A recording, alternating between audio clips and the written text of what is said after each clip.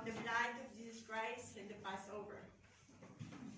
What usually comes to our mind when we hear the word Passover? Maybe we say it's a Eucharist. We say it's a Holy Communion. Others say it's the Lord's Supper. Every time you partake in the Passover, do you know its significance? Do you know why in the older days, whenever churches gather, they eat bread and drink wine? Do you know its importance to us Christians? Do you know what it really means to us believers? Before we go deeper, let us see what is Passover. Passover is the last plague that God sent to the Egyptians. The death of all firstborn, both humans and animals. And the only way to be saved is by the blood of the Lamb.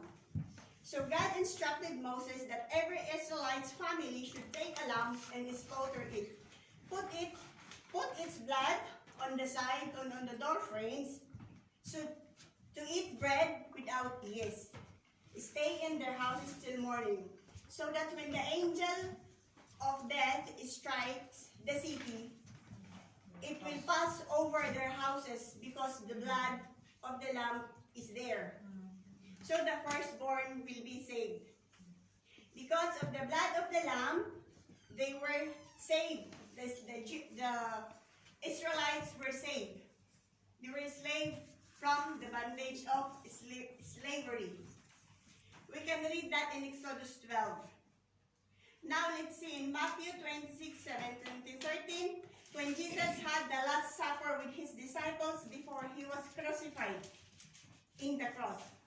While they were eating, Jesus took the bread and said, "This is my body." He took a cup of wine and said, "Drink from it, all of you. This is my blood of the covenant, which is poured out for many for the forgiveness of sins." Why Jesus said that? Because he knows that he came not to abolish the law, but to fulfill it.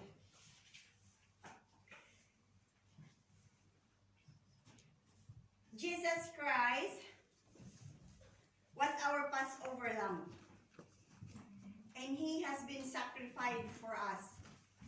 Instead of taking lamb, God sent his only begotten Son to be the sacrificial lamb for us, for the forgiveness of our sins. And 1 Corinthians 5:7, "Get rid of the old yes, so that you may be unleavened batch, as you really are for Christ. Our Passover lamb has been sacrificed." See how God loved us, that he sent his only beloved Son to be the sacrificial lamb for us. So when we partake in the Passover, or the Last Supper, it reminds us that we have been brought into a covenant relationship with God because of the blood of Jesus that flows from the cross. Matthew 27:28, when we accept God's blood that covers our sin and gives us new life, it means we have a covenant relationship with God. Partaking in the Passover reminds that it was the day that God protected and saved or freed his people. It is the night of deliverance of God's people from the Egyptian slavery. Partaking the Passover reminds us that it was the day that Jesus' blood was shed on the cross for us, for the forgiveness of our sins. It is in Ephesians 1:7, "In him we have redemption through his blood, the forgiveness of sins, in accordance with the riches of God's grace." Every time you partake in the Passover, remember when Jesus said, "This is my body. This is my blood." His blood that saved us, his blood who freed us from the bondage of sin. His blood who freed his people from slavery. His blood who protects us, who heals us, restores us. His blood redeemed us. It is in Peter 1:18-19, you can read that. His blood that gives us power over evil. It's in Revelation 12:11.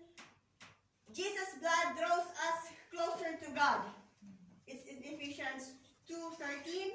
How in Christ Jesus you who once were of have been made near by the blood of Christ.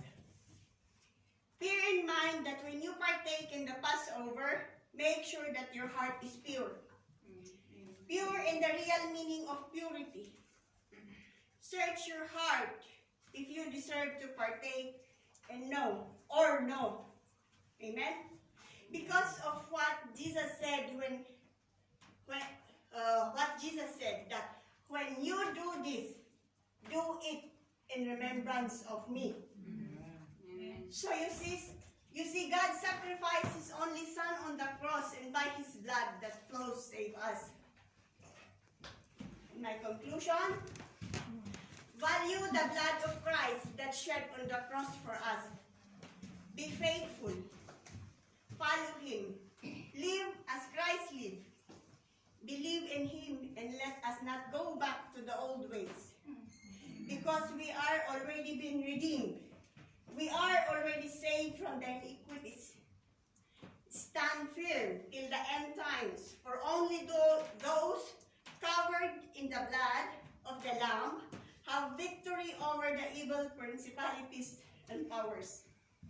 Take joy that Christ has cleansed you and me from our sin with His blood.